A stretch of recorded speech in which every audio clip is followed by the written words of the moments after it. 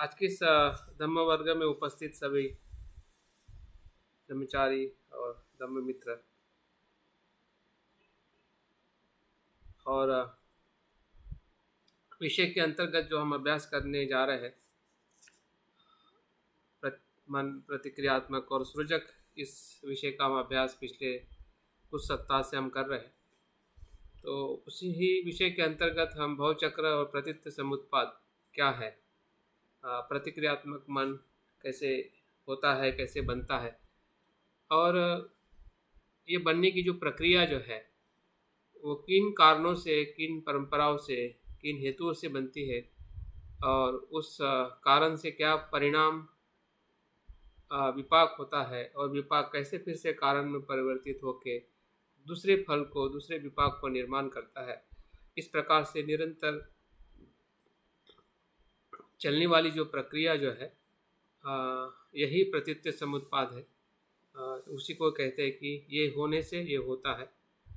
तो ये होने से ये होता है मतलब ये संसार किस हेतु से है, या दुख किस हेतु से है, दुख का समुदाय जो है, दुख का कारण क्या है, इसकी परंपरा हमें इस प्रतीत समुत्पाद से जो अभी तक हमने अभ्यास किया है कि अज्ञान से संस्कार निर्माण होता है और संस्कार फिर कारण बन जाता है।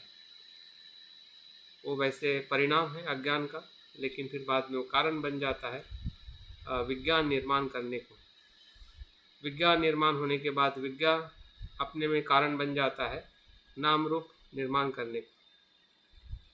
तो नाम रूप का कारण विज्ञान है और विज्ञान के कारण नाम रूप निर्माण होता है। तो हमने दोनों तरीके से उसको देखना है, किसके कारण ये हो रहा है और इसका मूल कारण क्या है। अगर हम पंचस्कंद देखते हैं तो पंचस्कंद किसके कारण बनता है? पंचस्कंद विज्ञान के कारण बनता है।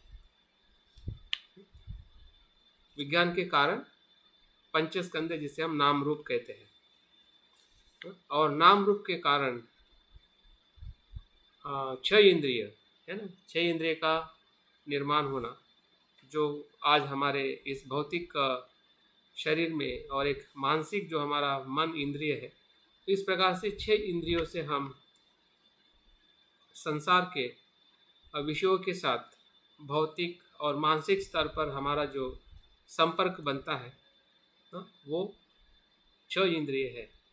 और छह इंद्रिय के साथ आने वाले जो विषय है जिसका स्पर्श होता है, और उसी स्पर्श से वेदना निर्माण होती है, जो सुखद, दुखद या तटस्थ, दौर्मनस्य और सौर्मनस्य, इस प्रकार से शारीरिक और मानसिक स्तर की जो वेदनाएं हमारे स्पर्श और इंद्रिय के स्पर्श के कारण होती है, उसको जैसे जैसे हम देखते हैं वैसे वैसे हमारी जो जागृति है, ज्ञान है, सजगता है, बढ़ने लगती है।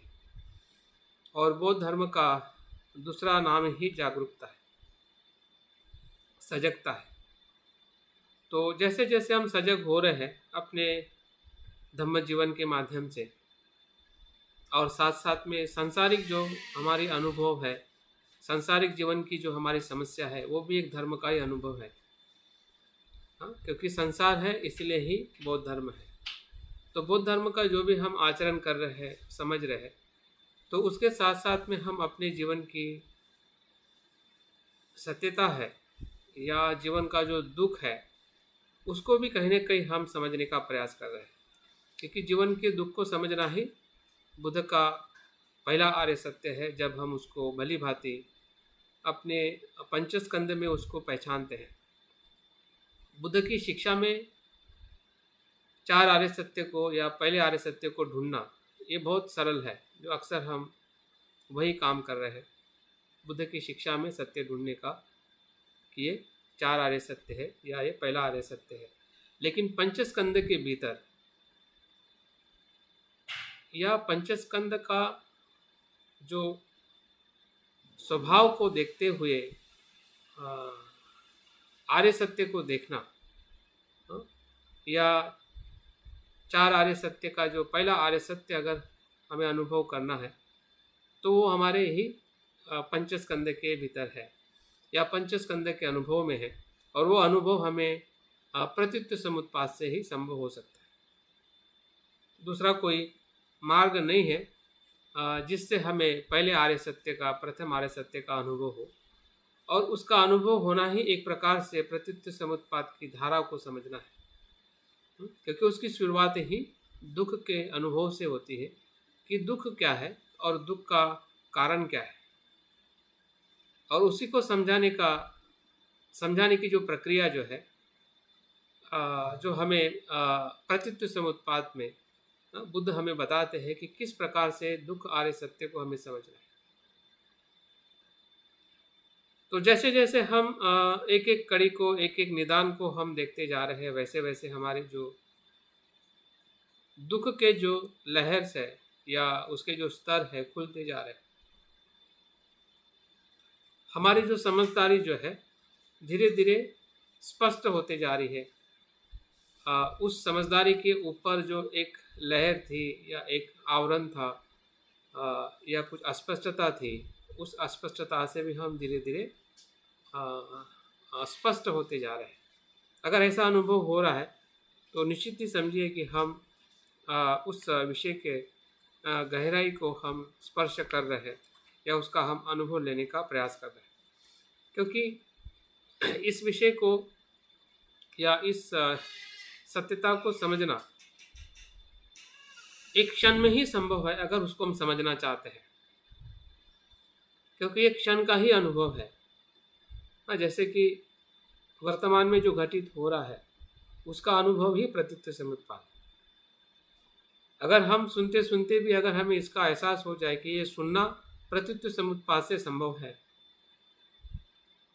और उस क्षण के भीतर ही जो कुछ मुझे अनुभव हो रहा है, फिर सुनने का हो या स्मृति का हो या किसी वेदना का हो या किसी संज्ञा का हो, वो सभी इसी ही क्षण के भीतर होने वाली घटना है कि जो हम धम्म के श्रवण के साथ या जो भी हम कृति कर रहे हैं उस कृति में ही प्रतीत्य समुत्पाद का रहस्य और अनुभव जुड़ा हुआ है, और इसका हमने बार बार अवलोकन करने का प्रयास करना चाहिए। तभी हमें बुद्ध के मार्ग का या बुद्ध के उपदेश का जो मर्म है, या ऐसा कह सकते कि बुद्ध जिस दिशा में ले जाने के लिए उन्होंने शिक्षा दी है उस दिशा की तरफ हम जा सकते हैं। नहीं तो उसी शब्द के आसपास घूमते रहेंगे और हमें पता ही नहीं चलेगा कि हम क्या सुन रहे हैं और क्या आचरण कर रहे हैं और क्या अनुभव कर रहे हैं।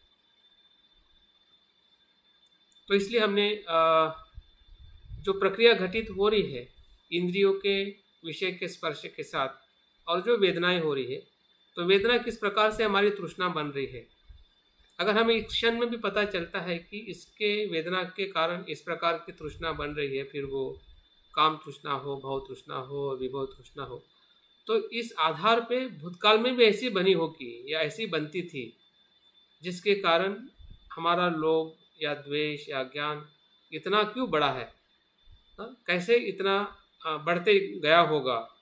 तो इसका भी हमें ख्याल इसी ही अनुभव के साथ में आ सकता है, और हमें पता चल सकता है कि हमने अभी तक जो भी वेदनाओं के साथ जो हमने प्रतिक्रियाएं दी है, फिर जाने अनजाने या जिस भी कारण, वो तो क्षण चला गया है, वो क्षण वापस आने वाला नहीं है। हमने कितना भी लोभ किया हो, कितना भी द्वेष किया हो, या अभी भी क्षण में अगर हम द्वेष और लोभ कर रहे हैं तो क्षण तो हमारे हाथ से चले जा रहा है, या भूतकाल भी चले गया है। लेकिन फिर भी अगर हम फिर से सजग हो जाते हैं, फिर से सजग होने का हम प्रयास करते हैं, तो सत्य वहीं पर है। सत्य हमसे दूर नहीं जाता। सत्य कभी भी हमसे दूर नहीं जाता है।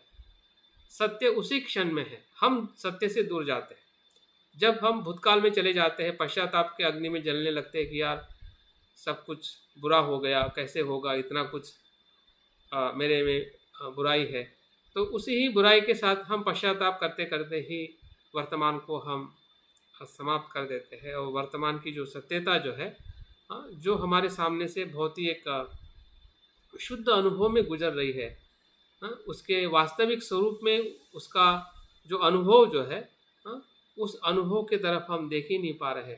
और यही हमारी जो भूल अगर हमें पता चल जाती है तो मुझे लगता है कि यही जागरूकता है। और इसलिए कहते हैं कि जागृति की जागरूकता ही बौद्ध धर्म का प्रारंभ है। जागरूकता की जागरूकता, हम जागरूक है उसकी जागृति रखना ही बौद्ध धर्म का मार्ग है, जो शुरुआत होता है और धीरे धीरे वो जागरूकता एक संपूर्ण जागरूकता की तरफ या सजगता की तरफ या बुद्धत्व की तरफ ले जाती है।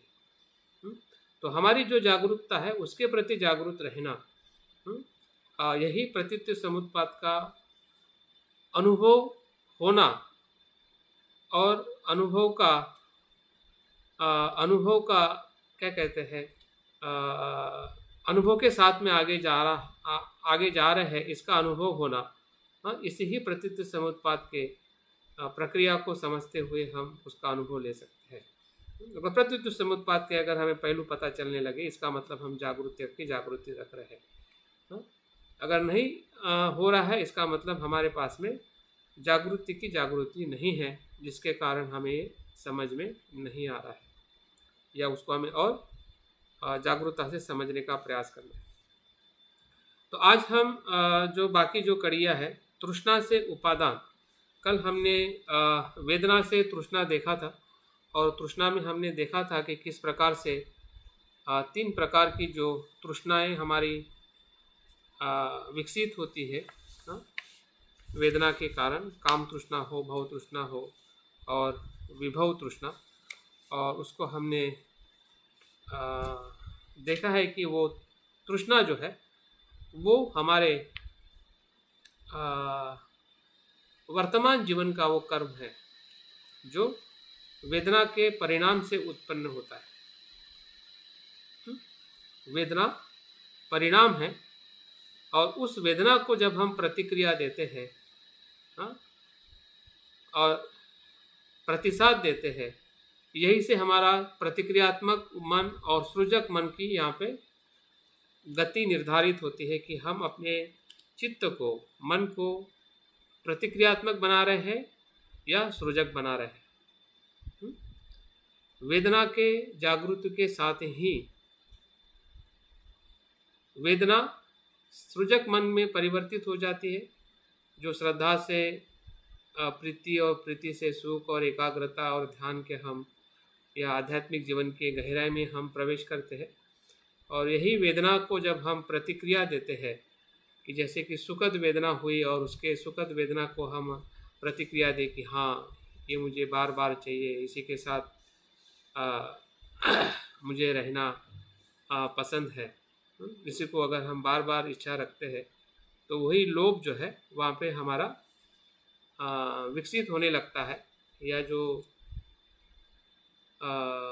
दुखद वेदना है उसके साथ में द्वेष आ जाता है, नापसंद करते हैं, हम प्रतिक्रिया देते हैं कि ऐसा क्यों हो रहा है, मुझे पसंद नहीं है।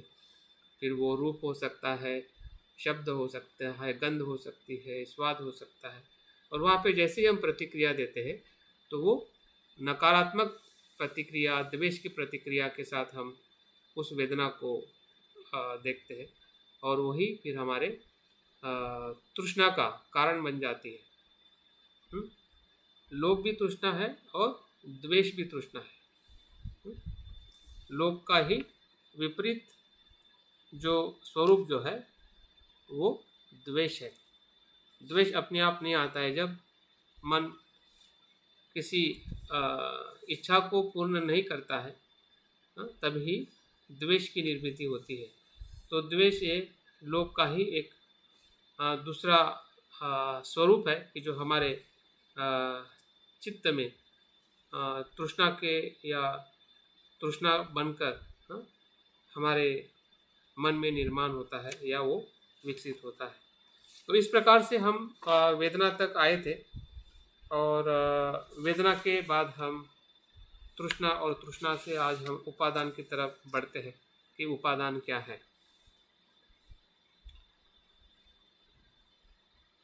तृष्णा और उपादान बहुत ही पास पास का संबंध है।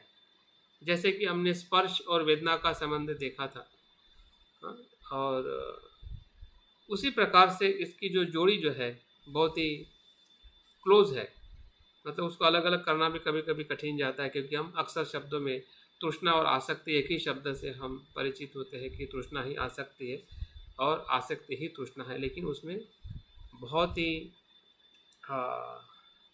सूक्ष्म भेद है। तृष्णा प्राथमिक इच्छा है और उपादान या आसक्ति जो है वो गहरी इच्छा है। उपादान क्या है? वो ज़्यादा प्रमाण की इच्छा है। उदाहरण के तौर पे किसी से प्रेम करना वो तृष्णा है, लेकिन उस प्रेम के लिए सब कुछ समर्पित कर देना या उस प्रेम को ही प्राप्त करने के लिए अपने अस्तित्व को ही नष्ट कर देना या सामने वाले अस्तित्व को ही नष्ट कर देना, उस प्रकार की जो पागलपन की जो तृष्णा है, पागल प्रेम, पागल तरह का जो प्रेम है वो आसक्ति है, उपादान है। सामान्य प्रेम तृष्णा है किसी भी विषय, वस्तु और रूप और किसी भी विषयों के प्रति, लेकिन उसके प्रति जब उपादान जब होता है तो उसको उदाहरण में या एक चित्र में ऐसा बताया गया है कि वृक्ष के फल इकट्ठा करता हुआ आदमी, जैसे कि वृक्षों को फल आ रहे हैं और उसको हम इकट्ठा करते हैं, एकत्रित करते हैं, हाँ, उसको ज़्यादा संग्रह करते हैं। उपादान का मतलब अधिक संग्रह करना, अधिक तृष्णा का उपभोग करना, हाँ? और इसलिए उपादान को ऐसा कहा जाता है कि ये अस्तित्व का आधार उपादान है, और उपादान ही आसक्ति है। उपादान ही आसक्ति है और ये अस्तित्व का आधार, जो संसार है या पूरा भव है वो इसे ही उपादान के कारण अस्तित्व में आता है।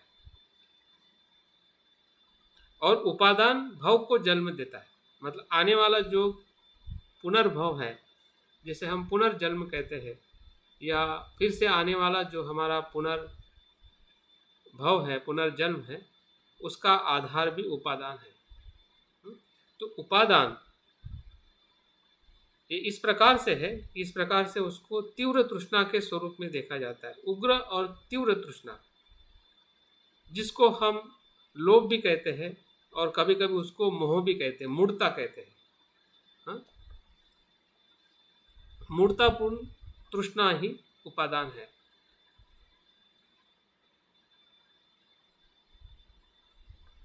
और हमने ये भी देखा था कि जो अज्ञान जो है, अज्ञान का आधार जो आश्रव है, तो यही उपादान जो है सभी आश्रव धर्म की उत्पत्ति करता है। जो हमने कामाश्रव देखा था, भवाश्रव देखा था, अविद्याश्रव देखा था, हाँ? तो ये सभी आश्रव जो है, जो अविद्या में हमने देखा था, अविद्या का वो आधार है, तो उस सभी आश्रवों का आधार उपादान है। जितने भी मूल क्लेश है, लोभ, द्वेष, मोह, या जितने भी आसक्ति है, या जितने भी तृष्णा है, या जितने भी नकारात्मकता जो है, उस सभी धर्मों की उत्पत्ति जो है उपादान से होती है।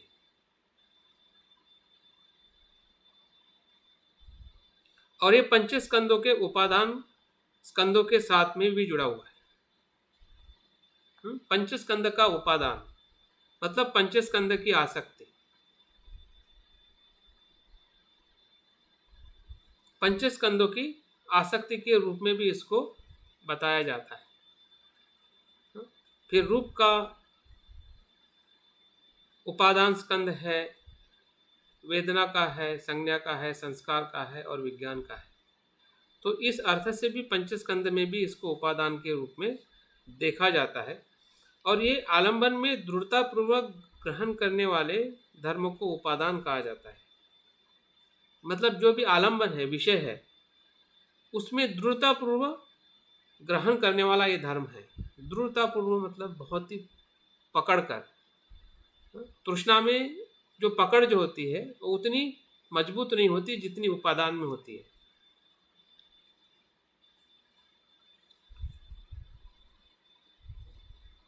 तो उसके धर्म का जो गुण जो है दृढ़तापूर्ण, सभी शास्त्रों धर्मों को निर्माण करना, तीव्र तृष्णा का स्वरूप या मोह या भाव को जन्म देने वाला, इन सभी बातों से हमें ये पता चलता है कि ये जो उपादान जो है यही आने वाले जन्म को या जीवन को निर्माण करने वाली ऊर्जा है, जो हम इस भाव में, जो पहले के भाव से हम जो लेके आए हैं अज्ञान और संस्कार से, इस भाव में जो हम विज्ञान से लेकर वेदना तक, ये क्या है, वर्तमान की प्रत्यय परंपरा है, प्रत्ययों की वो श्रृंखला है कि जो वर्तमान के जीवन को अभिव्यक्त करती है परिणाम के रूप में। लेकिन तृष्णा जो है, ये तृष्णा इस वर्तमान जीवन का परिणाम है, जो तृष्णा के कारण हम उपादान को निर्माण करते हैं।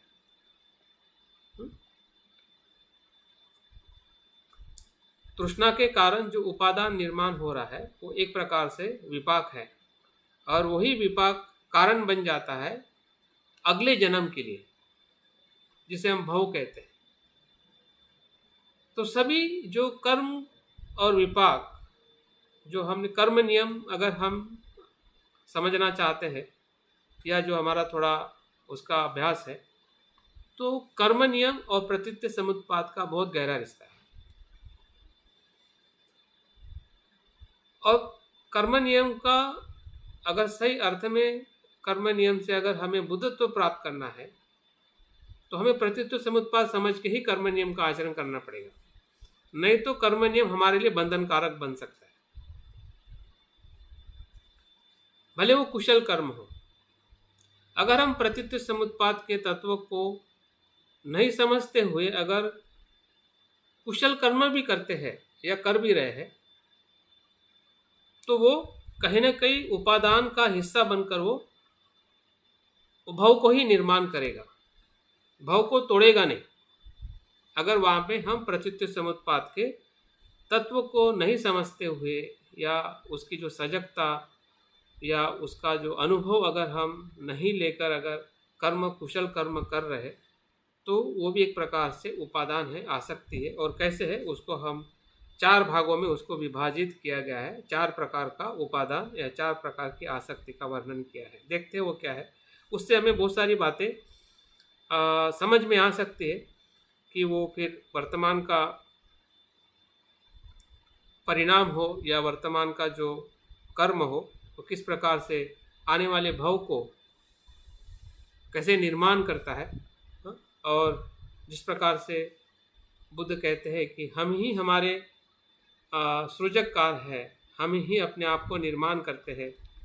अगर ये चीज़ हमें समझ में आए कि मेरी ही तृष्णा से या तृष्णा के कारण ही मैंने ये भव या इस दुख को निर्माण किया है, तो उसी तृष्णा को नष्ट करने का उपाय भी वहीं पे दिखने लगता है, जब उसको हम अनित्य और अनात्म के रूप में देखते हैं कि उसका अस्तित्व जो है नित्य नहीं है। उसका जैसा जैसा हमें अनुभव होने लगता है, वैसे वैसे जो संसार बनाने वाली ऊर्जा जो है वो अपने आप में ही रूपांतरित होने लगती है, टूटने लगती है, बिखरने लगती है, और वहाँ पे हमें सत्यता का अनुभव होता है, जिसे हम विमुक्ति का अनुभव कह सकते हैं। तो वो जो बीज, जो तृष्णा है, उसको नष्ट करने का जो अनुभव जो है वो प्रतीत्य समुत्पाद है। और इसलिए उसको बहुत सारे प्रतीकों के माध्यम से बताया जाता है कि जैसे कि दोनों साइड में अग्नि ज्वाला से जो तलवार बताई जाती है, ज्वाला युक्त तो तलवार जो बताई जाती है, और उसके माध्यम से प्रतीत्य समुत्पाद मतलब प्रज्ञा को दर्शाया जाता है। वो नष्ट भी करती है और सर्जन भी करती है, अंधकार को नष्ट भी करती है और प्रकाश भी देती है। वैसे ही वज्र, वज्र एक ऐसा शस्त्र है कि जो वस्तु को तोड़ता है लेकिन खुद नहीं टूटता है। तो प्रज्ञा और प्रतीत्य समुत्पाद ही प्रज्ञा है, प्रतीत्य समुत्पाद ही प्रज्ञा है, प्रतीत्य समुत्पाद ही शून्यता है, प्रतीत्य समुत्पाद ही निर्वाण है। सत्यता का यथार्थ दर्शन जो है वो प्रतीत्य समुत्पाद है। और उसको उस प्रक्रिया में और उस अनुभव में अगर हम देखते हैं, अनुभव तभी हमें हो सकता है कि जब हमें प्रक्रिया समझ में आए। हम डायरेक्ट अनुभव लेना चाहेंगे कि अनित्यता क्या है, अनित्यता का है, तो शायद वो शब्दों में समझ में आ सकता है कि अनित्यता है, लेकिन अनुभव में समझ में नहीं आएगा।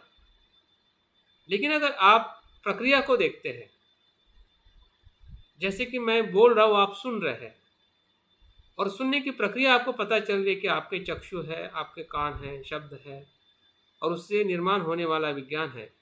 अगर तीन बातों को अगर आप समझ रहे हैं तो आपको अनित्यता समझ में आ सकती है, आपको प्रतीत्य अनात्मा भी समझ में आ सकता है।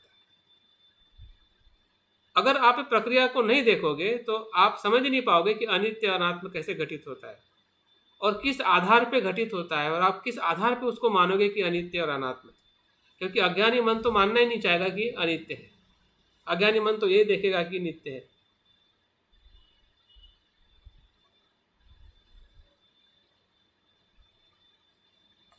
तो हमारे पास हर क्षण में या हर जगह पे जहाँ पे हमारे पंचस्कंद है, पंचस्कंद के भीतर हम हर समय में हर तरीके से हर प्रकार से उसका हम अनुभव ले सकते हैं। क्योंकि इसके लिए हमें किसी किताब पढ़ने की ज़रूरत नहीं है कि चलो देखते हैं कि पंचेंद्रिय कैसे कार्य करते हैं, किसी किताब में ढूंढने के लिए आपको जाने की ज़रूरत नहीं है। क्योंकि पंचेश इंद्रिय या छह इंद्रिय या उससे होने वाले स्पर्श जो है निरंतर हमारे पंचस्कंद के आधार पर हो रहे हैं, और उसको देखना हमारी सबसे बड़ी सबसे बड़ी जिम्मेदारी है। अगर उस जिम्मेदारी को अगर हम भली भांति देखते हैं तो निश्चित ही हमें तृष्णा से उपादान कैसे बनता है, और उपादान को समझना हमारे लिए थोड़ा कठिन है, लेकिन समझ में आ सकता है, क्योंकि वो हमारे ही अनुभव का हमारे ही अनुभव से गई हुई प्रक्रिया है, या वो हमारे ही अनुभव से जाने वाली प्रक्रिया है। भूतकाल में भी गई है और वर्तमान में भी वो प्रक्रिया इस क्षण में भी घटित हो रही है। ऐसा नहीं है कि तृष्णा कभी बाद में आती है और अभी नहीं आ रही, इसी क्षण में भी तृष्णा से उपादान की तरफ ही जा रहे हैं।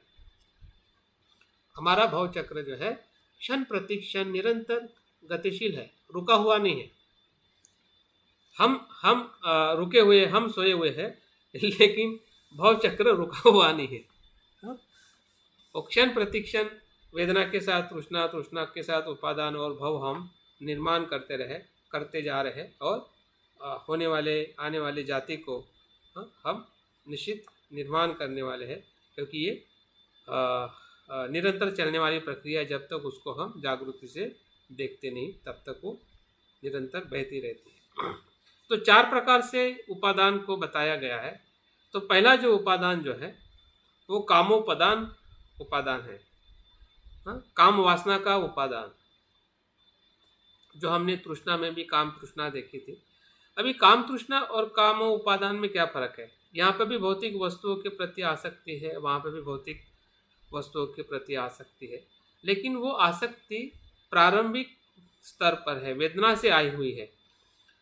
और ये जो आसक्ति जो है ये तृष्णा के और गहरे अनुभव से आई हुई है। वो वेदना का जो सामान्य स्वरूप जो है, जैसे कि खाने की हमें इच्छा होती है, और खाने की इच्छा इसलिए होती है क्योंकि स्वाद हमें पसंद आने लगता है और हम उसको उस तृष्णा में जाते हैं, उस तृष्णा का आनंद लेते हैं। लेकिन वो खाने का जो स्वाद जो है उसको हम बार बार लेना चाहते हैं और उसको पकड़ के रख के उसको सुरक्षित करना चाहते हैं, या उसकी तीव्र तृष्णा के साथ उसको हम भोग करना चाहते हैं कि वो मुझे मिले। हाँ, और उसके लिए हम किसी भी प्रकार से वो प्राप्त करने के लिए हम उपाय करते रहते हैं। तो इस प्रकार से जब हम उस तृष्णा में बह जाते हैं तो वो कामोपादान बन जाता है। हाँ, और वो हमारे आने वाले भव को, यही कामोपादान जो है, जैसा कहते हैं ना कि मृत्यु के समय अगर किसी को खाने की इच्छा होती है तो वही खाने की इच्छा है उसके आने वाले मृत्यु के क्षण में उसके आने वाले नए जन्म को प्रेरित करती है।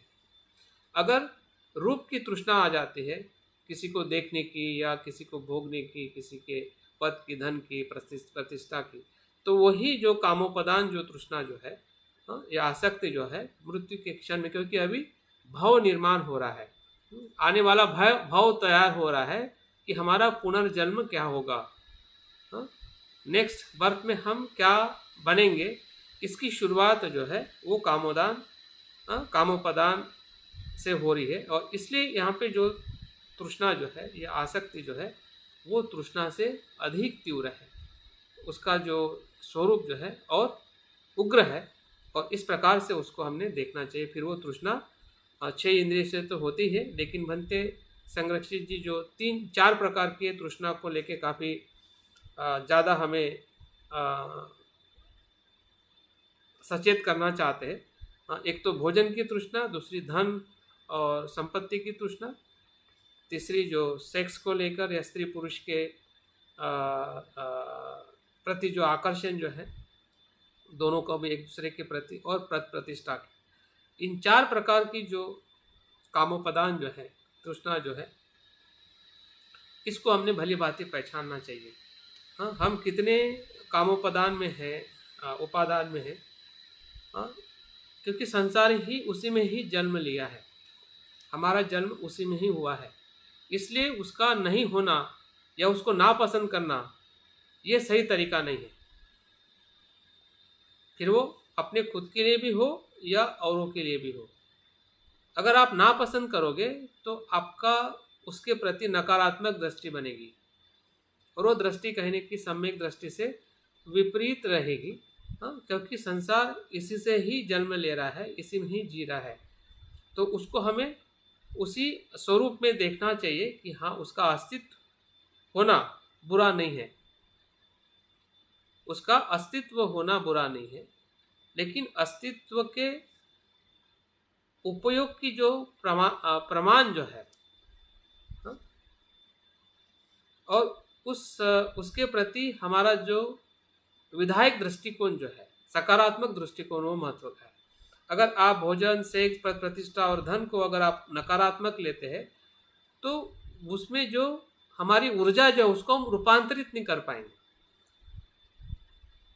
वो दब जाएगी, वो सप्रेस हो जाएगी, और उस ऊर्जा को हम बुद्ध की ऊर्जा में रूपांतरित नहीं कर पाएंगे। और इसलिए हमने उसके प्रति सकारात्मक दृष्टिकोण रखते हुए उसका जो उचित प्रमाण जो है उसको हमने सुरक्षित करना है, उसके साथ में हमें अपने भौतिक जीवन को हमें संभालना है, ताकि हम इस कामोपादान से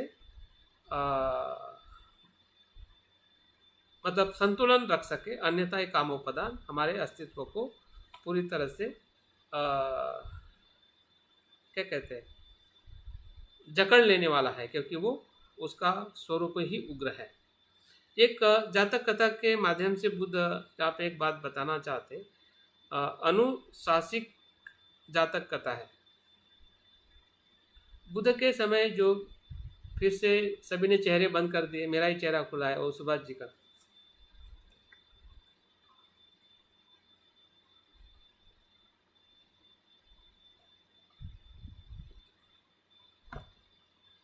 चलिए, चेहरे खुल गए। हाँ, तो भिक्षुनी की एक कथा है, मतलब एक घटना है, उसके आधार पर बुद्ध इस जातक कथा का जिक्र करते हैं।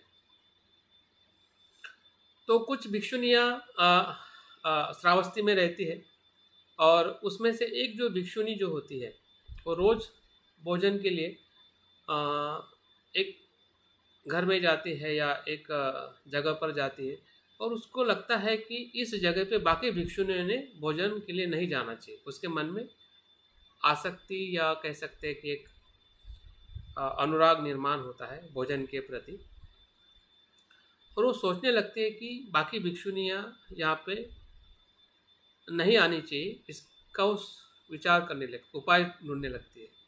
तो उपाय उसको ये सोच में आता है कि भिक्षुनियों को बोलती है कि उस साइड में जाने का नहीं, वहाँ पे शेर होता है या जंगल जानवर होते हैं, वो जगह सही नहीं है।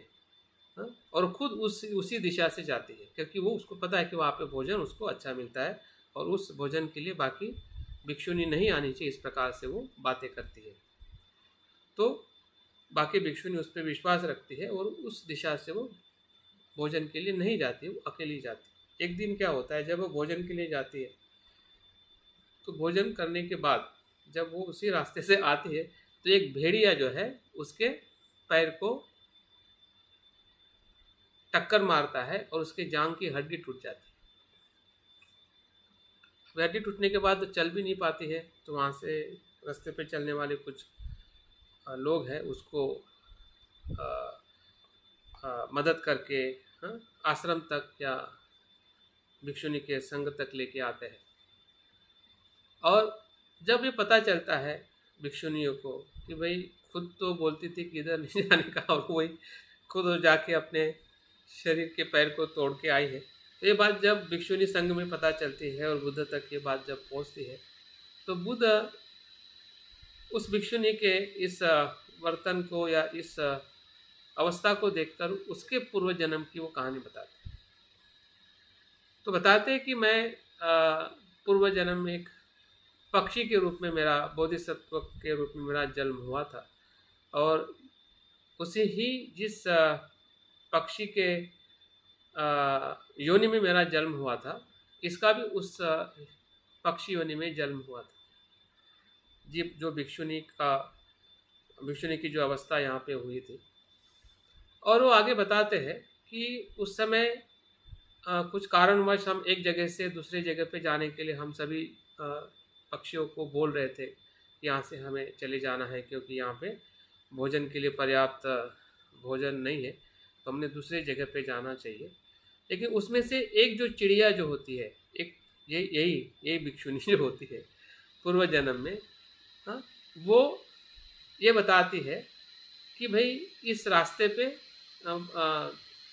ताने जो है खाने के लिए नहीं जाने का, लेकिन वो खुद जाती है क्योंकि वहाँ पे बहुत सारे दाने उस जगह पे उसको मिलते हैं खाने को, और दूसरे पक्षियों को बोलती है कि तुम इस रास्ते पे नहीं जाने का।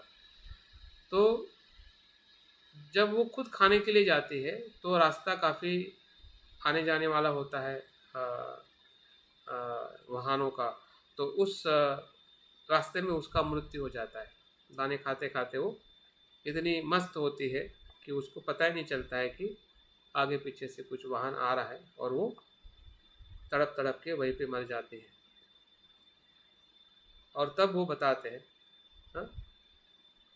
कि बुद्ध बताते हैं कि पिछले जन्म में भी ये ऐसी ही चिड़िया थी कि जो औरों को बात करती थी कि तुम यहाँ पे मत जाओ, लेकिन स्वयं ही लोभ से उस दाने को चुपने के लिए जाकर वो खुद पीड़ित या उनका मृत्यु हुआ था, जो आज भी वो पीड़ित हुई है। तो ये जो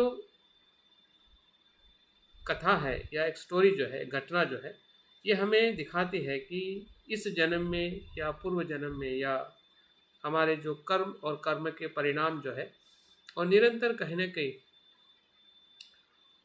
किसी न किसी तृष्णा के परिप्रेक्ष्य में वो निरंतर बने रहते हैं।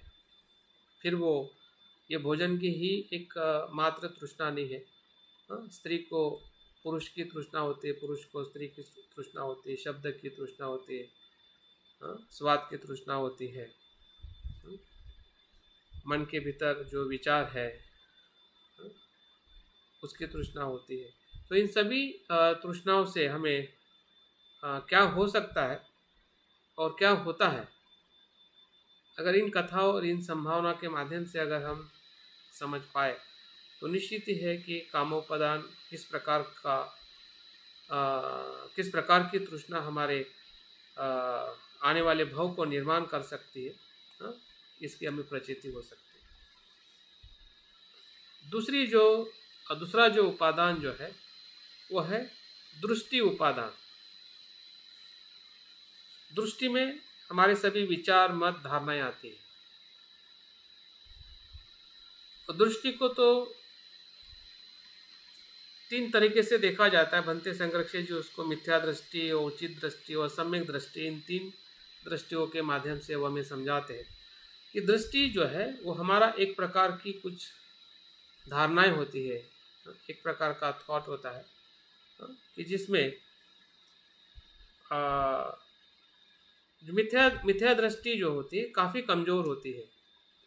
हमारे विचार जो है, हमारी कल्पनाएं जो है वो उसके आधार पे कुछ भी सत्यता नहीं होती। हम ऐसे ही सोचते रहते हैं, ऐसे ही मानते रहते हैं, ऐसे ही चलते रहते हैं और उसी आधार पर हम अपना घर बनाते हैं, हमारा जीवन बनाते हैं, हमारा सब कुछ निर्माण करते रहते हैं। तो ऐसी जो मिथ्या दृष्टि है कि जो अपने आप में ही कमज़ोर होती है, ऐसे दृष्टि को हमें समझने की ज़रूरत है। मिथ्या दृष्टि जो होती है वो धुंधली सी होती है, मतलब स्पष्ट नहीं होती है। एक क्षण में हमें विचार करते हैं, दूसरे क्षण में वो विचार करते हैं और उस विचारों के ऊपर इतने सारे बादल रहते हैं और हमें समझ में ही नहीं आता है कि हम क्या कर रहे हैं, क्यों कर रहे हैं और कैसे हमें करना है। ऐसे विचारों को भी हमने समझना चाहिए कि ये सभी दृष्टि का उपादान है और उसी के प्रति हम आसक्त रहते हैं। और तीसरा जो लक्षण जो है मिथ्या दृष्टि का वो है विकृत दृष्टि। मतलब जो अस्तित्व में ही नहीं है उसको अस्तित्व में मानना, विकृत प्रकार की दृष्टि जो है वो भी मिथ्या दृष्टि है। तो सम्यक दृष्टि कैसी होती है? वो समग्र होती है, वो कमज़ोर नहीं होती है, वो धुंधली नहीं होती है, वो विकृत नहीं होती, वो स्पष्ट होती है, वो सत्यता के आधार पर होती है और वो पूरी तरह से एक सक्षम होती है किसी भी विचार को, मत को या किसी भी आदर्श को समझने के लिए, सत्यता को समझने के लिए। तो इस प्रकार से दृष्टि उपादान जो है अगर वो स्पष्ट नहीं है, कमज़ोर है, धुंधला है, विकृत है, तो उसी के प्रति जब हमारी आसक्ति बन जाती है, उसको पकड़ के रहने का हमारा जो भाव होता है, और उस विचारों में सब कुछ आ जाता है। उसमें हमारा जातिवाद भी आ जाएगा, उसमें प्रांतवाद आ जाएगा, भाषावाद आ जाएगा, या मैं ऐसा ही हूँ, ऐसे ही नहीं हूँ, ऐसा ही मुझे अच्छा लगता है, वैसा मुझे अच्छा नहीं लगता है, संसार में यही होता है, यही होगा, मतलब संसार में इतना ही जीना है, ऐसे ही जीना है, जिसे हम भौतिक दृष्टिकोण कहते हैं कि खाओ पियो और जलसा करो, या परिवार के साथ में ही रहना, या डिपेंड बना के रखना, ये सभी हमारे मतांतर है। ये सभी हमारे धारणाएं हैं, जिस धारणा को एक दृष्टि के तौर पर हम चिपके रहते हैं। और आप देखिए कि बचपन से लेकर अभी तक हमने कितनी सारी दृष्टियां हम बनाते गए, तोड़ते गए, बनाते गए, तोड़ते गए, और ऐसी बहुत सारी दृष्टियां जो है अभी भी उसके ऊपर हम चिपके हुए हैं। उसके प्रति अभी भी हम स्पष्ट नहीं हो पा रहे कि ये सही में ये उपादान किस प्रकार से हमें हानि की तरफ या भव की तरफ हमें लेके जा सकता है। तो दृष्टि उपादान को पहचानना बहुत ही ज़रूरी है। ये तभी संभव है कि जब हम जागरूकता से अपने मत को, अपने विचारों को, अपनी धारणाओं को समझते हैं, देखते हैं, तभी जाकर दृष्टि उपादान पर हम कार्य कर सकते हैं। अन्यथा वो उपादान हमारे आने वाले भव को उसी प्रकार से निर्माण करेगा जिस प्रकार से हमारा दृष्टि की आसक्ति है या दृष्टि का उपादान है।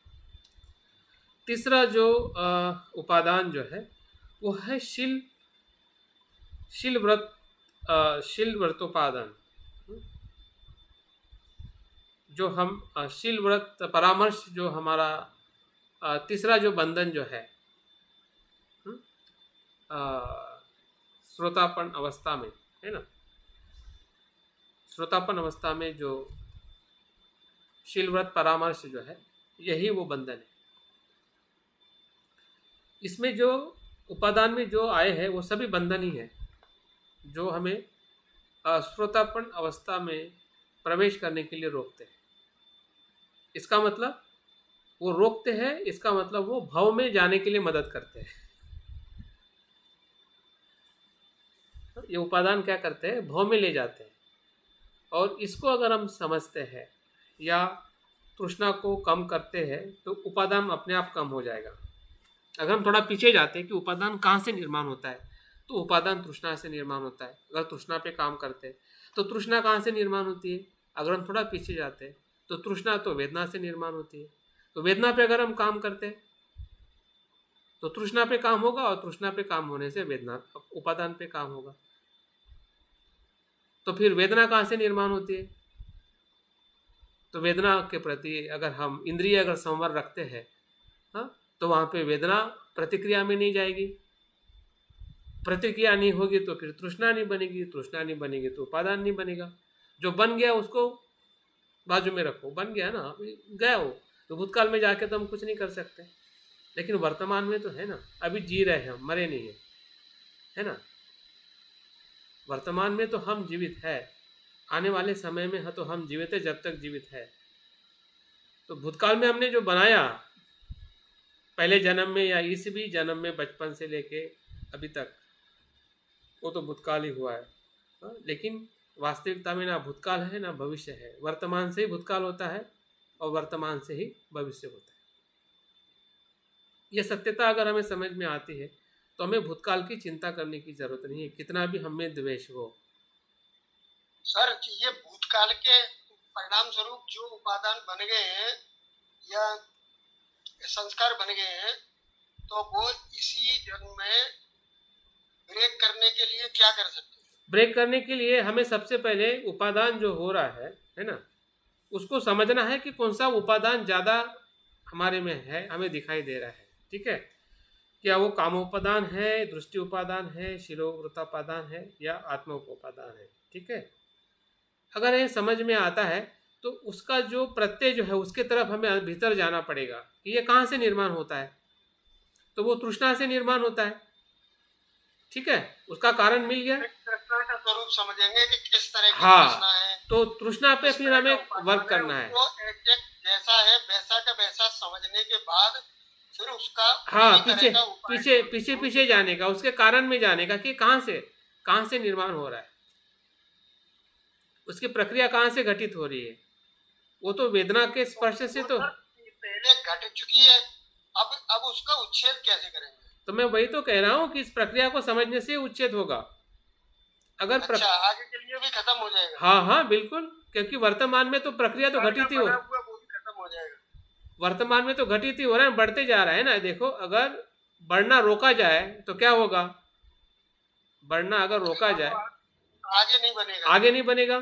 ठीक है, और पीछे वाला क्या होगा, जब आपके अभी की शक्ति बढ़ जाएगी तो पीछे वाला कैसे रहेगा ज्यादा समय तक, अंधेरा, उसको शक्ति नहीं मिलेगी तो वो हाँ, उसकी ऊर्जा आप ले रहे हैं ना, फिर उसकी अगर ऊर्जा अगर उसको नहीं मिल रही है, द्वेष को अगर द्वेष की ऊर्जा नहीं मिल रही है, द्वेष की ऊर्जा क्या है,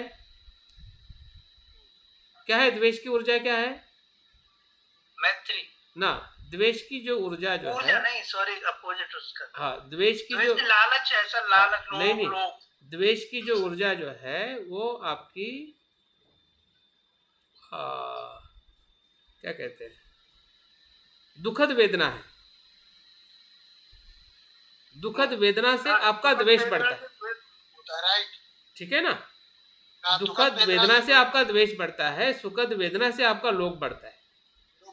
जैसे आप सुखद और दुखद वेदना पे आपने जागरूक हो गया तो वो नहीं बढ़ेगा ना, क्योंकि उसको भोजन नहीं मिलेगा।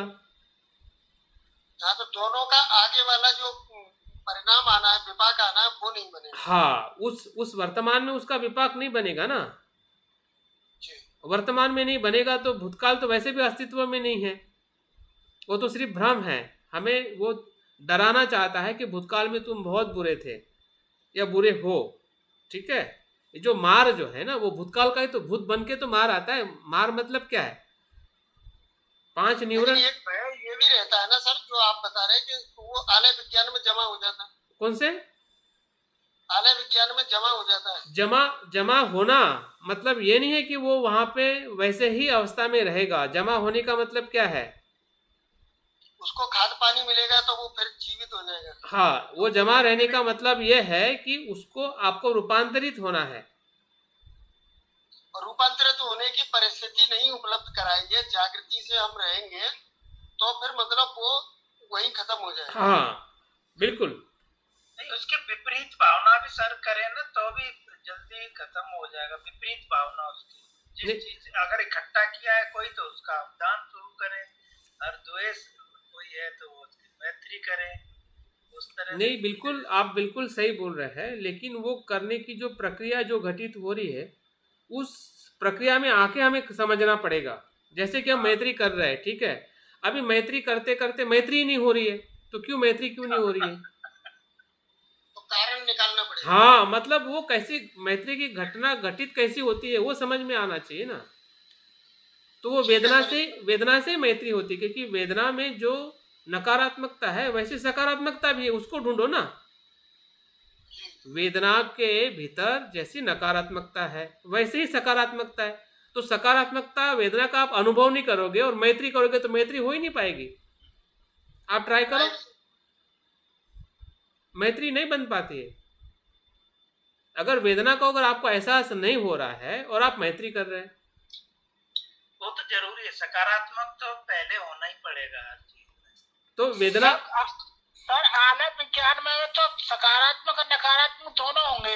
हाँ, वो तो है, लेकिन वो कहाँ से हो रहे हैं और कहाँ से हुए हैं? भूतकाल में तो इसी प्रक्रिया से घटित हुए हैं ना जी। आलय विज्ञान के अपने आप थोड़ी बना है। हाँ, तो वो तो आए इस प्रक्रिया से ही आए। हाँ, तो स्टोर क्या अपने आप थोड़ी हुआ है? तो स्टोर होने का तो प्रक्रिया यही है ना। जी जी जी। तो जहाँ से प्रक्रिया घटित हो रही है, अगर वहां पे अगर हम कार्य करते हैं तो वर्तमान भी सुधरता है, भूतकाल भी सुधरता है और भविष्य भी सुधर जाता है। तो सर आलय विज्ञान में बाइफरकेट करना पड़ेगा हमें, क्या किससे संबंधित है कोई चीज।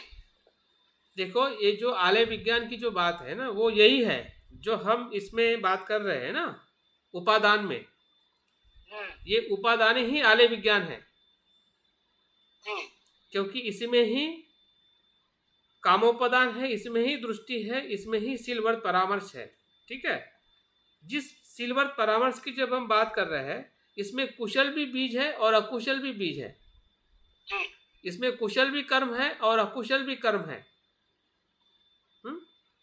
तो कामोपादान जब हम किसी भी विषय की आसक्ति करते हैं तो वो कुशल भी आसक्ति हो सकती है ना।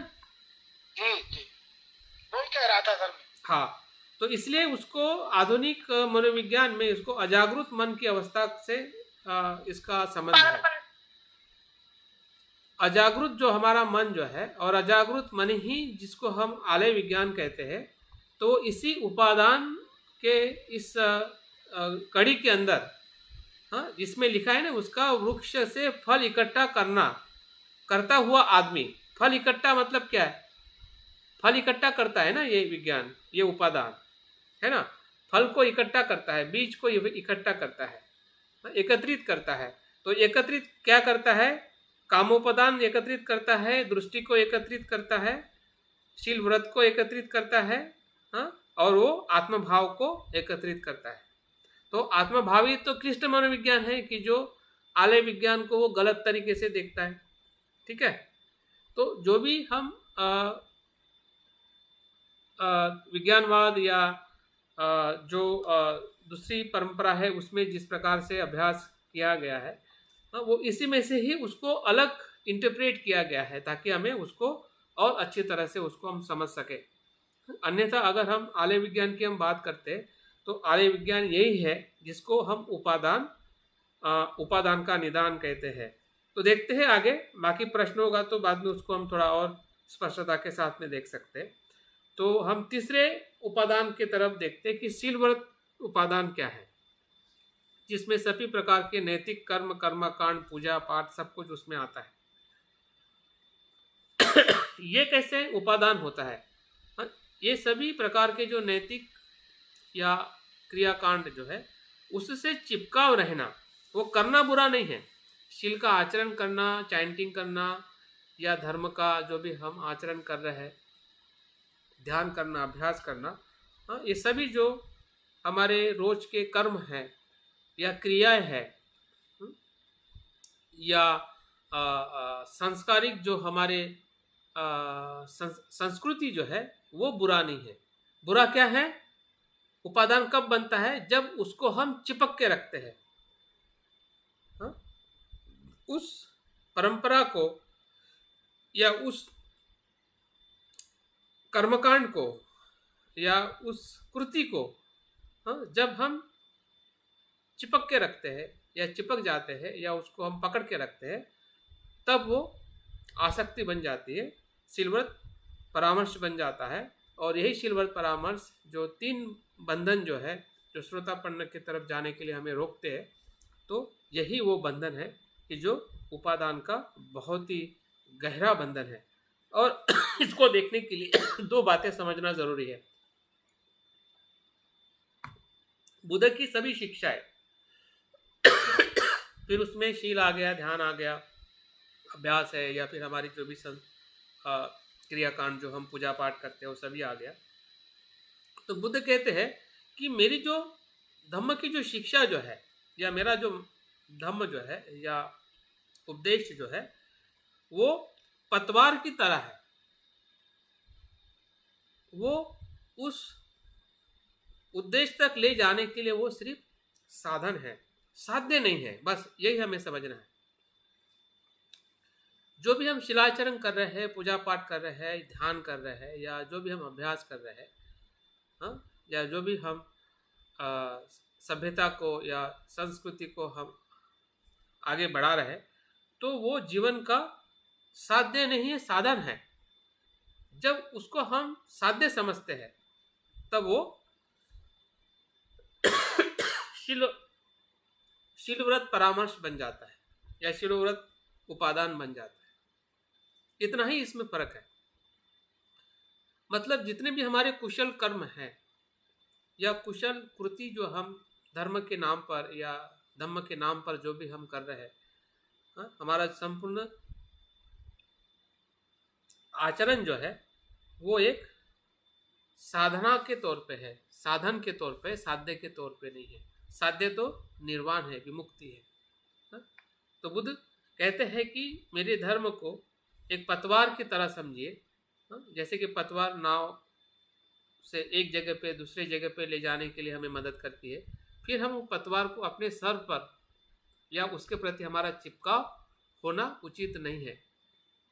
और अगर उसके प्रति अगर आप चिपकाव रखते हैं, इसके वजह से मैं इस किनारे से उस किनारे पे गया हूँ, हाँ, तो मैं अपने उस पतवार को मेरे सर पे लाके मैं आगे जाऊँ, तो वो विमुक्ति का अनुभव नहीं है।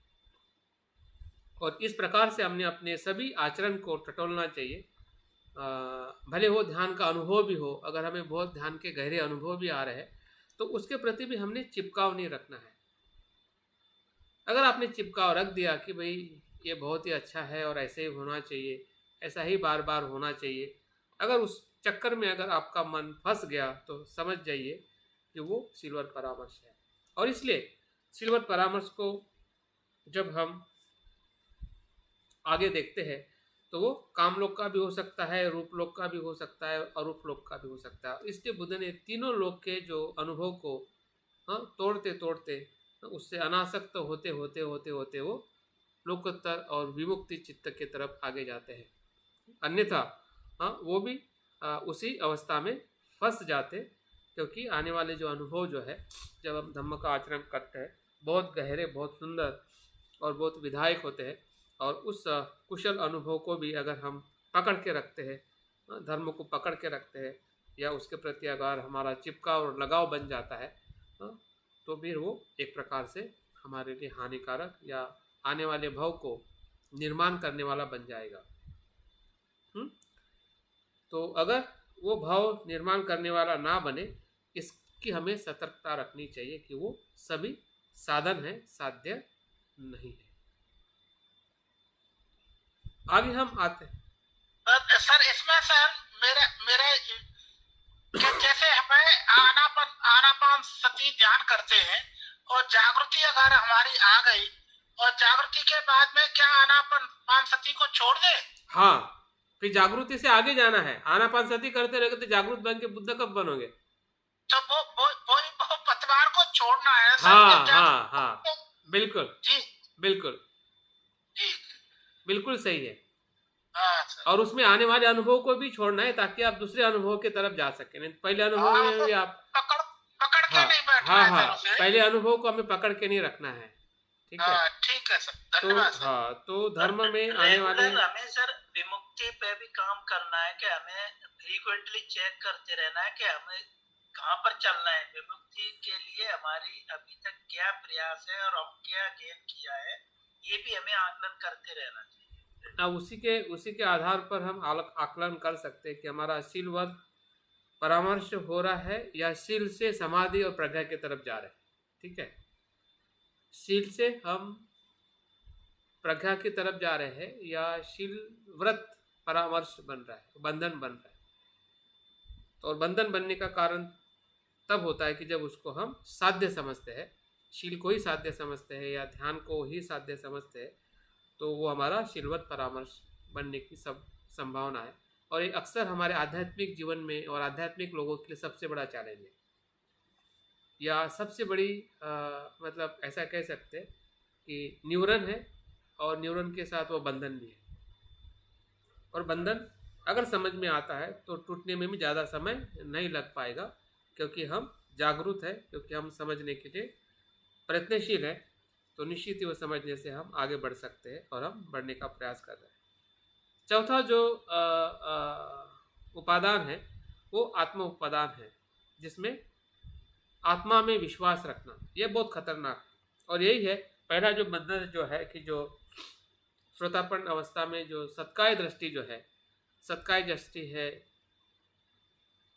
या जिसे हम आत्मावादी दृष्टि कहते हैं, हाँ, यही आत्मवादोपादान है। आत्मा पे विश्वास की, आत्मा नित्य है, हाँ, वही सत्काय दृष्टि है। हाँ, तो इस दृष्टि को समझना ये बहुत ही ज़रूरी है और इसको पहचानने की हमारी जो क्षमता जो है हमने धीरे धीरे बढ़ानी चाहिए। फिर वो हमने चिंतन से बढ़ानी चाहिए या बार बार हमने अवलोकन करना चाहिए और चीज़ों को प्रॉपर तरीके से ऑब्जर्व करना चाहिए। अगर हम कोई किताब भी पढ़ रहे हैं तो क्या ये किताब कैसी बनी है, कैसी बनती है, हमने जो कपड़े पहनते हैं वो क्या है, भोजन खाते थे वो क्या है, जहाँ जहाँ पे भी आपका ध्यान जाता है, हर चीज़ को अगर आप थोड़ा देखने का प्रयास करोगे तो धीरे धीरे आपको पता चलने लगेगा कि ऐसी कोई चीज़ होती ही नहीं जिसमें कोई अपने आप में या किसी एक चीज़ से कोई चीज़ बनती हो और जो नित्य है, जिसे हम आत्मा कहते हैं। फिर वो शरीर के भीतर हो या शरीर के बाहर हो या आपके किसी भी अनुभव को आप अवलोकन करें, क्या इसमें आत्मा है, मैं हूँ, जिसके वजह से होता है कि किसी कारण की वजह से होता है। अगर हमें दुख हो रहा है, सुख हो रहा है, कोई विचार आ रहे हैं, कोई कल्पना आ रही है, कोई चिंता हो रही है, कोई अच्छा अनुभव आ रहा है, हाँ, इन सभी बातों पे हमने कहीं ना कहीं ऑब्जर्व करना चाहिए। मुझे लगता है कि हम ऑब्जर्व नहीं कर पाते, इसलिए हमारी जो आत्मवाद दृष्टि जो है वो हमें समझ में ही नहीं आती है, स्पेशली अनुभव के तौर पे। बाकी तो हम अपने आप को अनात्मवादी कहते हैं गर्व से कि हम ईश्वर को नहीं मानते, आत्मा को नहीं मानते। लेकिन इस चीज़ को मुझे भी लगता था कि हम आत्मा को नहीं मानते तो हम अनात्मवादी। लेकिन जब मैंने एक दलाई लामा जी का एक पैराग्राफ पढ़ा था और उस पैराग्राफ में वो दोनों बातों को एक्सप्रेस करते हैं कि बौद्ध धर्म या बुद्ध की शिक्षा और बौद्ध के अनुयायी, बुद्ध की शिक्षा में अनात्मवाद है, बुद्ध ने आत्मवाद को त्यागा है दर्शन में या उनके अनुभव में या उनकी पूरी शिक्षा में। लेकिन जो उनके अनुयायी है, मतलब हम में आत्मवाद है, उसको हमें समझना चाहिए। अगर हम भी ऐसा ही देखते हैं कि मुझ में आत्मवाद नहीं है, मैं अनात्मवादी हूँ, तो फिर तो हम तो श्रोतापन्न हो जाना चाहिए। इसका मतलब श्रोतापन्न नहीं है भले हम दर्शन के तौर पे हम अनात्मवादी है क्योंकि हम बौद्ध अनुयायी हैं, लेकिन जो हमारा चित्त का अनुभव है या ज्ञान का अनुभव है वो तो आत्मावादी है। मतलब आत्मावादी है जिस प्रकार से हिंदू लोग आत्मावाद को मान के उस आत्मा को नित्य समझते हैं और उसी के थ्योरी के आधार पर उनका ये जन्म है, अगला जन्म है, वो मानते हैं, उसी प्रकार से हम भी मानते हैं। जब तक हम उसको खुद या आप में से हम सभी जो भी बौद्ध है, सभी बौद्ध साधक है, फिर वो छोटा हो बड़ा हो ये भी मायने रखता है कि वो अभी का है, बात का है, वो अनुभवी है, वो अनुभवी नहीं है। सभी को कहीं ना कहीं उस अनात्मवाद का हमें अवलोकन करना पड़ेगा, समझना पड़ेगा कि मैं अनात्मवादी हूँ क्योंकि मैं बौद्ध हूँ, तो मुझे कुछ अनात्मवाद का अनुभव मुझे समझना है। भले उसके किसी भी एक स्तर पर उसको समझ में आए कि हाँ, कोई भी चीज़ जब बनती है या अस्तित्व में है वो अपने आप में किसी एक कारण से नहीं बनती है, अस्तित्व में नहीं, इसलिए वो अनात्मवादी। फिर हमारा पंचस्कंद हो या हमारे सुख दुख हो या हमारे जीवन की जो भी घटनाएं घटित हो रही है, हाँ, या बाहर भी जो घटित हो रहा है वो अनात्मवादी तत्व पे आधारित होता है। तो इस बातों को कहीं ना कहीं हमें खुद भी समझना पड़ेगा और हमें लोगों को समझाना भी पड़ेगा कि भाई इस प्रकार से देखिए। भले आप अपने चित्त के रूप में नहीं देख पा रहे हैं, आंतरिक दृष्टि से नहीं देख पा रहे, लेकिन व्यवहारिक दृष्टि से भी अगर हम देखना सीख जाते हैं, जैसे कि फूल है, पानी है, हवा है, भोजन है, हाँ, इन सभी घटनाओं का भी अगर हम अवलोकन करते हैं तो हमें समझ में आ सकता है कि ये इसको कैसे देखा जाए। अगर आपने बाहर देख लिया सपोज, तो आपको अंदर देखना भी सरल बन सकता है। हम बाहर ही देख नहीं पा रहे हैं, हमने मान लिया कि हम अनात्मवादी, इसलिए हम देखते नहीं है। बाहर भी अवलोकन नहीं करते हैं कि यह अस्तित्व कैसे अनात्म भावी है, कैसे दो चीज़ों से ही हर चीज़ बनती है, एक चीज़ से कोई चीज़ बनती नहीं है, कोई अस्तित्व नहीं है एक से। सर ये नैरात्म्य और अनात्म्य वो एक ही बात है, वो एक ही है। जी ने नैरात्म्य शब्द इस्तेमाल करे हैं कई जगह। नैरात्मा भी अनात्मा है और अनात्मा ही शून्यतावाद है, तीनों शब्द एक ही है, एक ही है। सिर्फ भाषा के परिप्रेक्ष्य में उसको संस्कृत में नैरात्मा कहा जाता है, जिसमें आत्मा नहीं है, अनात्मा है ना, नैरात्मा, आत्मा विहीन। तो उस प्रकार से जो आत्मवादी उपादान जो है वो बहुत ही मतलब जो दार्शनिक तौर पे जो अन्य धर्मों में है वो भी हमारे में कहीं ना कहीं इम्पैक्ट करता है, और क्योंकि हम उसी कहीं ना कहीं इन्फ्लुएंस में रहते हैं या उसी इन्फ्लुएंस से हमारा ट्रांसफॉर्मेशन पहले की जनरेशन का हुआ है, और हम अभ्यास नहीं करने के कारण हाँ हमें लगता है कि हम अनात्मवादी हैं क्योंकि हम बौद्ध हैं। तो हमने इस बात पे काफ़ी उसमें जो सत्यता जो है उसको हमने अपने आप में महसूस करनी चाहिए, औरों को भी बताना चाहिए कि किस प्रकार से हमने अनात्मवाद को ग्रहण करना चाहिए, ताकि हम सही अर्थ में अनात्मवादी बनकर बुद्ध की शिक्षा ले सके और हमें उसका अनुभव हो सके। अन्यथा हम आत्मवादी दृष्टि में ही कहीं न कहीं फंसे हुए हैं। इसका भी हमें स्वीकार करना या उसका उस अनुभव के साथ सत्यता को देखना कि हाँ अनात्मवाद ऐसा होता है, लेकिन एक्चुअल मेरा जो अनुभव जो है वो आत्मवादी है। अगर इतना भी हमें समझ में आता है तब हमारी आत्मवादी दृष्टि टूट सकती है। अगर हमने पहले से मान लिया कि मैं अनात्मवादी हूँ तो फिर तो टूटने जैसा कुछ रहा ही नहीं है, फिर तो हम भ्रम में ही रहेंगे कि हम अनात्मवादी है और हमें कोई मतलब नहीं है आत्मवादी दृष्टि तोड़ने की, क्योंकि हम आत्मा को मानते नहीं हैं। लेकिन आसक्ति के तौर पे, उपादान के तौर पे वो हमारे अस्तित्व से बहुत ही गहरा और सबसे बड़ा बंधन है, जिसके कारण हम श्रोतापन में नहीं जा पा रहे हैं। तो उसको दो प्रकार से देखा जाता है। वैसे तो अगर हम ब्रह्मजाल सूत्र का अध्ययन करते हैं तो 62 प्रकार की जो दृष्टियाँ है, मान्यता है या आत्मभाव है उसको बताया जाता है। तो अगर 62 प्रकार की जो दृष्टियाँ जो है उसको दो भाग में विभाजित किया गया है।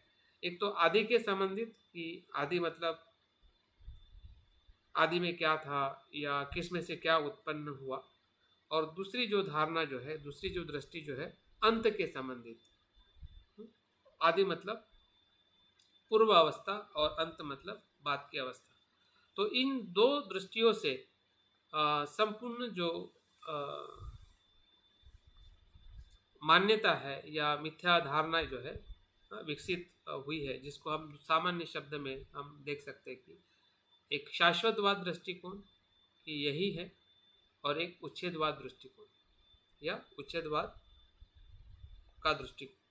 तो शाश्वतवाद में जो होता है कि सब कुछ शाश्वत है, नित्य है, अमर है, अकारण हो रहा है, या कोई संसार का निर्माता है जिसे ईश्वर कहते हैं। ये आदि के संबंधित मान्यताएं जो है, इसके प्रति जब हम आसक्त होते हैं या उसके प्रति हमारी जो तृष्णा होती है कि ऐसा ही होता है, तो समझ जाइए कि वो आत्मवादी दृष्टिकोण के साथ हम पीड़ित है, या उसका अनुभव हमें समझ में आना चाहिए कि किस धारणाओं के साथ हम इस प्रकार से देखते हैं।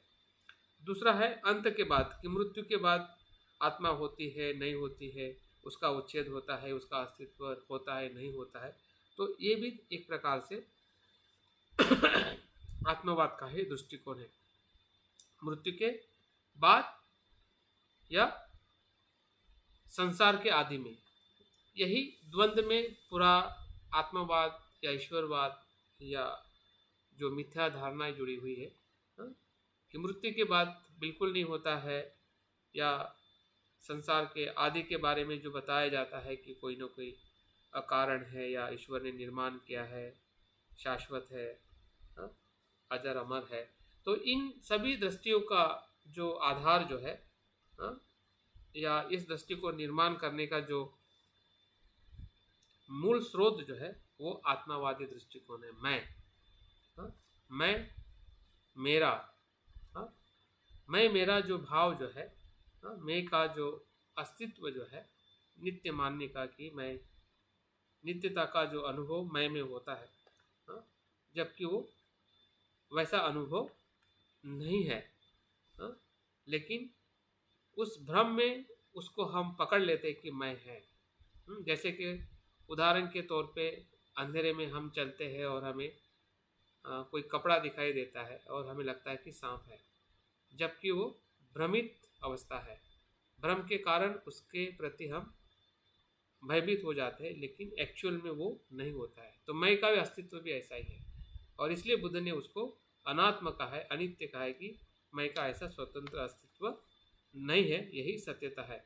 लेकिन उस सत्यता को नहीं देखने के कारण जो भ्रम निर्माण होता है, उसी का नाम आत्मवाद है। तो इस आत्मवाद के साथ चिपके रहना, बुद्ध कहते हैं कि संसार में सभी दुखों का कारण यही है। बुद्ध आगे ये भी कहते हैं कि जो आत्मवादी दृष्टिकोण के दार्शनिक है, लोग हैं, वो सभी मूर्ख है। क्योंकि मूर्ख इसलिए है क्योंकि इस आत्मवादी दृष्टिकोण से कोई भी मनुष्य, कोई भी व्यक्ति जो है संसार से विमुक्त तो हो ही नहीं सकता है, और संसार का सभी दुख का कारण आत्मवादी दृष्टिकोण, सत्काय दृष्टि है, मिथ्या दृष्टि है, आत्मवादी दृष्टि है। वो पंडित हो ही नहीं सकता है, वो विद्वान हो ही नहीं सकता है कि वो आत्मवादी दृष्टिकोण को अपने दर्शन का और अपने मार्ग का आधार करे। और दलाई लामा जी भी ऐसे ही कहते हैं कि संसार में जो भी दुख है, समस्या है, फिर वो किसी भी प्रकार की समस्या हो, शोषण हो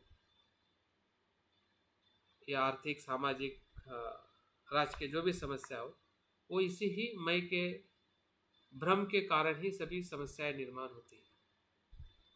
सभी दुख का कारण मैं के प्रति भ्रम, जबकि मैं अस्तित्व में ही नहीं है, नहीं आता है, क्योंकि वो प्रतीत्य से उत्पन्न है, क्योंकि वो अनित्य है, अनात्म है, उसका स्वयं का स्वतंत्र ऐसा अस्तित्व जिस प्रकार से बताया जाता है, कहा जाता है, और उसके आधार पर लोग उसी के ही भ्रम में रहकर हम अपने कर्म है, अपना जीवन है, या हमारा आने वाला जीवन उसी के आधार पर निर्माण होता है, जबकि उसका अस्तित्व ही उस प्रकार से नहीं है।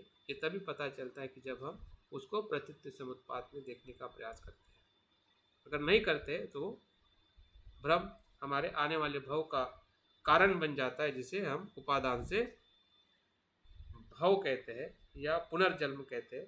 और पुनर्जन्म के बारे में हमारे पास में बहुत कुछ धारणाएं हैं, बहुत कुछ मान्यता है, बहुत कुछ हम देखते हैं कि पुनर्जन्म है नहीं है बौद्ध धर्म में, और सही में हमने मानना चाहिए कि नहीं मानना चाहिए।